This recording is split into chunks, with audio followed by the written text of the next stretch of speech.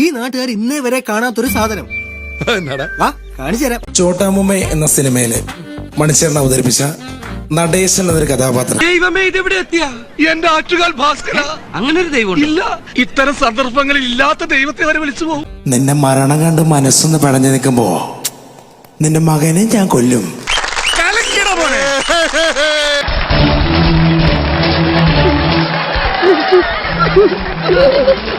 നിന്നെ മരണം കണ്ട് മനസ്സൊന്ന് പിടഞ്ഞു നിൽക്കുമ്പോ നിന്റെ മകനെ ഞാൻ കൊല്ലും.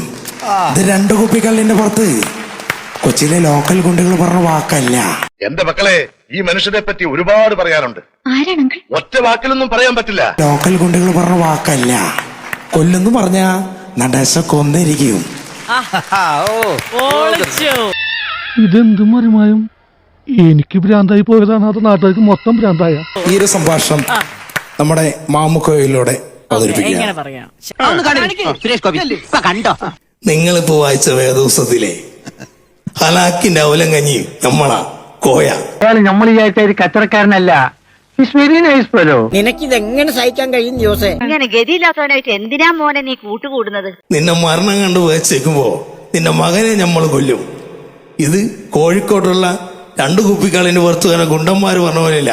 എന്നാലും എന്റെ പൊട്ട, നീ ഇതെങ്ങനെ? ഞാൻ ട്രൈ ചെയ്തിടാ. 2 കുപ്പിക്കാളിന് പുറത്ത് തന്നെ ഗുണ്ടന്മാര് പറഞ്ഞ പോലെയില്ല. കൊല്ലുന്ന് പറഞ്ഞ കോയ കൊന്നിരിക്കും. എന്താ ഈയിടെയായിട്ട് ഇടയ്ക്കിടയ്ക്ക് നെഞ്ചുവേദന വരുന്നുണ്ടല്ലോ. ചിലപ്പോ പന്നിപ്പനിയുടെ തുടക്കമായിരിക്കും.